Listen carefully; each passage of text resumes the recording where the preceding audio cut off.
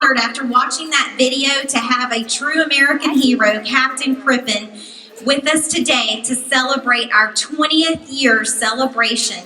The school was opened in February of 1997, and we would like to thank his family for attending today so that we can honor him, Mr. Franklin, our superintendent, and our school board. And thank you for class of 1955.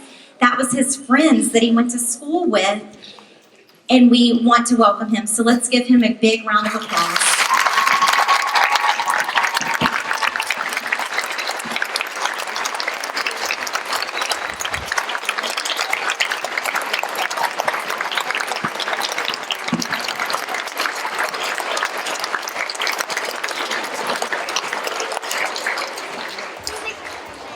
So as I told all of you astronauts this year, it was a goal of mine to have Mr. Crippen come to our campus. And we talk about setting goals every day, right?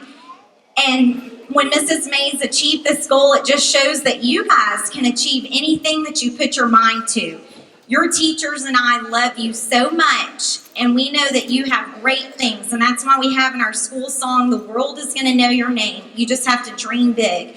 So we do appreciate you having great audience behavior. And without further ado, which means without waiting any longer, because I know we've been anxiously waiting for our 20th year celebration, I'd like to welcome to talk to you today, Captain Crippen.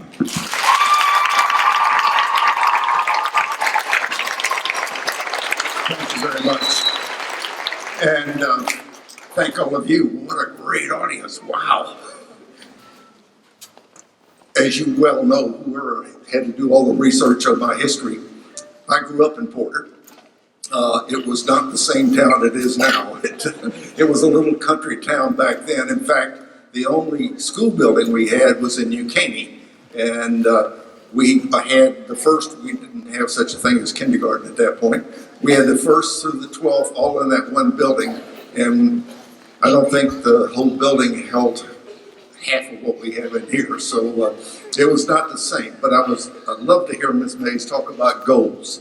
One of the real reasons I'm so proud to have my name on your school is I'm a strong believer in education. Education is what will allow you to achieve goals, and it is important that you have goals. I mean, just to finish up the school year is a goal, and to finish elementary school, to finish middle school, to finish high school, and go on from there. I grew up with the goal of wanting to fly. There wasn't such a thing as an astronaut when I grew up. Nobody had gone in space. So it was not really within my conceptual imagination to picture being an astronaut, but I could picture flying. And that's what school allowed me to do. When I finished New Caney High School, I was able to go on to college, get a degree. That degree allowed me to go become a naval aviator. And that, plus my background, had allowed me to go to test pilot school and eventually to become an astronaut. And it was something that came on my radar when I was about 19, that people were going to fly in space someday, and I thought I might have a chance to do that. And being an astronaut is an exciting thing. How many of you would like to be astronauts? All right.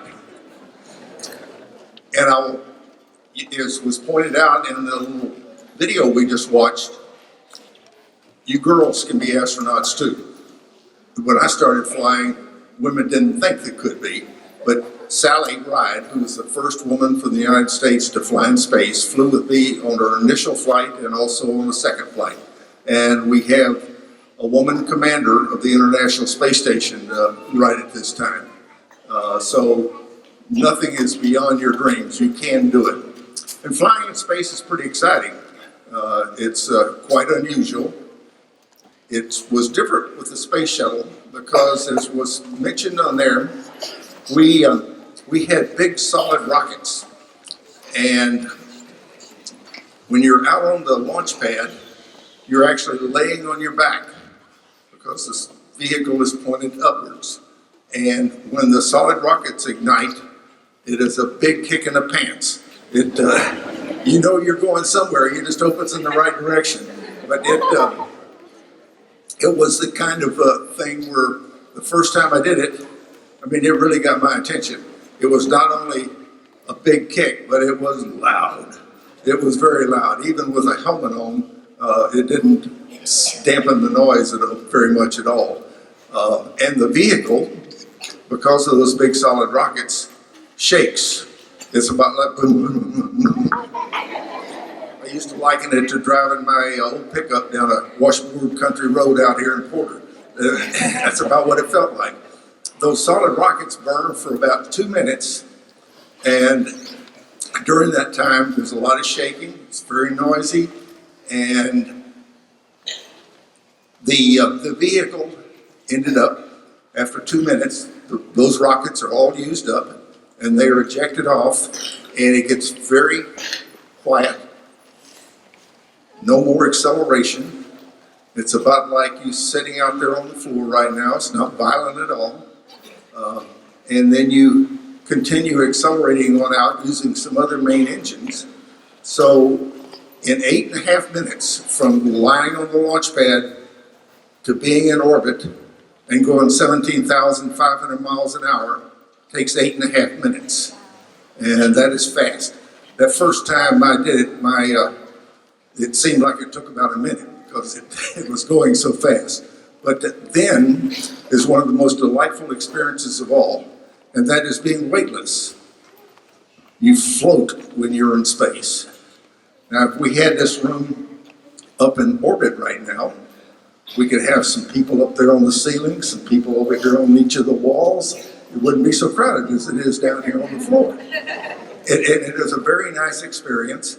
I will admit that about half the people, thankfully not me, get a little upset in their tummy initially when they're up there.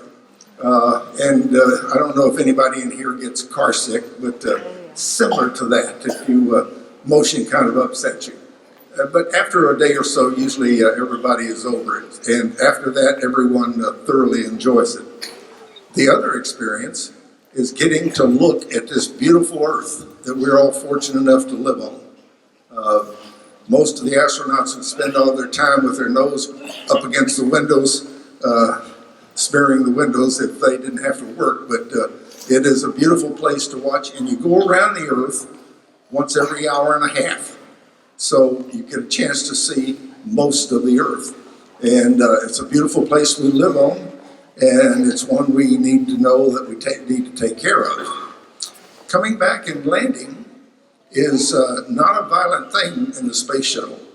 I don't know, has anybody here flown in an airplane with their parents? It's pretty close to that. It's very similar. There's nobody serving you peanuts and drinks, but it's not a violent thing at all. And the shuttle would come in and land on a runway.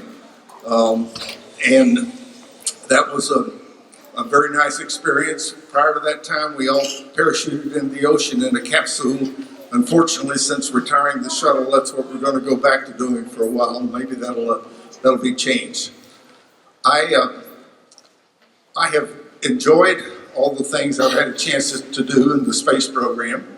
And again, my education starting out here in the New Caney School District was what allowed me to do it.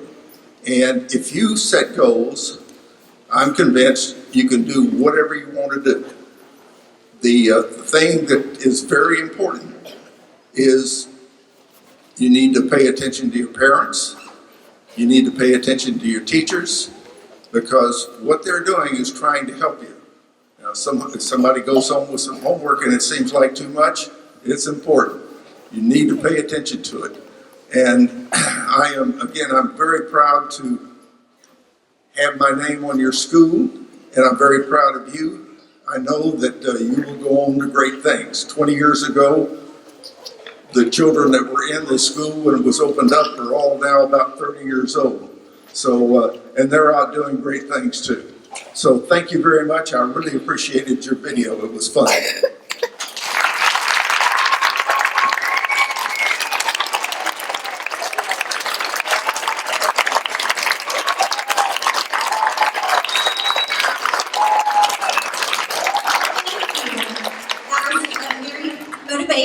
this time I'd like to welcome to the stage our National Elementary Honor Society students.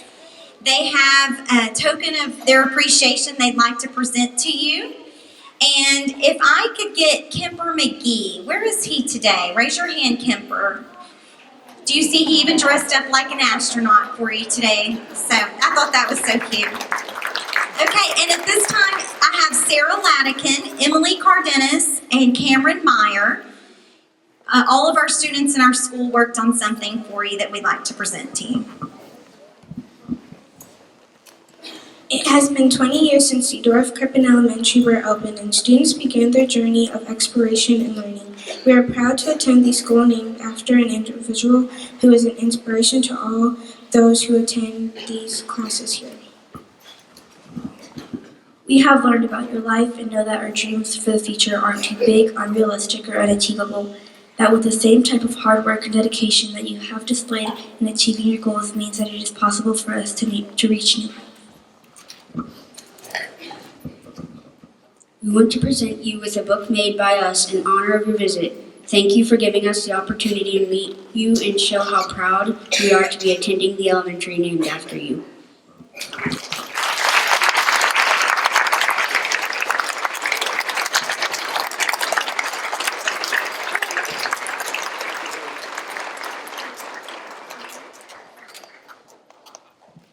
We also have one more thing. So guys, do you all know we have him hanging around the school? What is this little guy's name? Yes, and so I was pleased and surprised to find out when I started as principal here that there were only a few G.I. Joe dolls named after only a select few American heroes. So we purchased the doll and the students voted on what they wanted to name the doll. We added names like Cosmo, Rocket, Bob, Robert. All of the students named him Robert. And so as teachers go around the world or different universities, we take pictures and we have a whole wall towards the first grade that on your tour I'll show you. And we say, where in the world is Robert Crippen? He's been to the Eiffel Tower. He's gone to Harvard University. He's gone to Spain, Jerusalem, all over the world, and so we just wanted to also present you with this gift.